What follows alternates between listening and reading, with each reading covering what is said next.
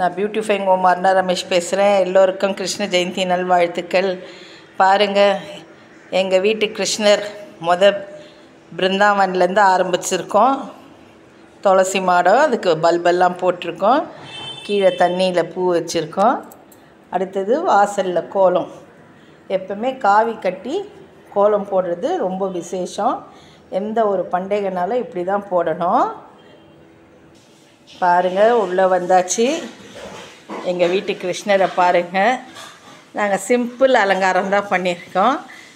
எல்லாரும் நேர்த்தி கும்பிட்டாங்கன்னா, நான் அஷ்டமியும் ரோகிணியும் சேர்ந்தாப்படி இருக்கிறப்ப தான் நான் கும்பிட்றது வழக்கம். அஷ்டமி திதி ரோகிணி நட்சத்திரம் வேணும். அப்போ தான் கிருஷ்ணர் பிறந்தது. இன்றைக்கி 7 மணி வரைக்கும் இருக்குது. அதுக்காக நான் சீக்கிரமாகவே கும்பிட்டேன். பாருங்கள், கிருஷ்ணர் எப்போ பசு மாட்டை விரும்புவார். இதை பாருங்கள், கிருஷ்ணர் தவழ்கிறாரு. எங்கள் வீட்டில் இந்த வருஷம் 2 குட்டி கிருஷ்ணர் இருக்கிறாங்க. கிருஷ்ணருக்கு பலகாரம் இப்படி வச்சுருக்கோம்.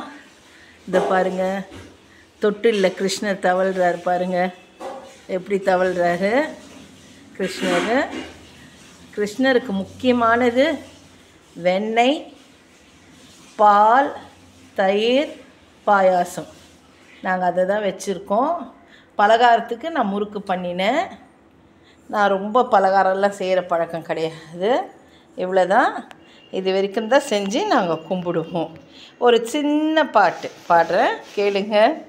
கூரை ஒன்றும் இல்லை மறைமூர்த்தி கண்ணா, கூரை ஒன்றும் இல்லை கண்ணா,